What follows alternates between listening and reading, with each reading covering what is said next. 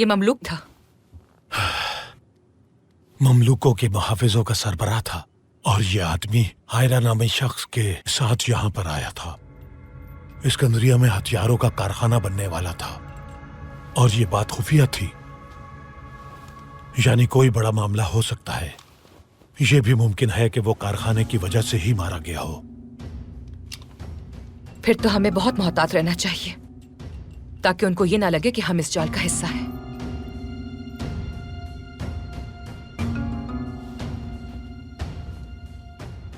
जब ये बात इतनी खुफिया थी तो तुम्हें इल्म कैसे हुआ गुलाम?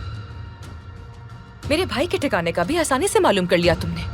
तुम्हारे पास आखिर ये मालूमात आती कहाँ से है? हाँ इजाबेल, बाहर तो आदमी आए हैं, उनमें से एक बाबा उरुच का भाई है, मिलना चाहते हैं तुमसे।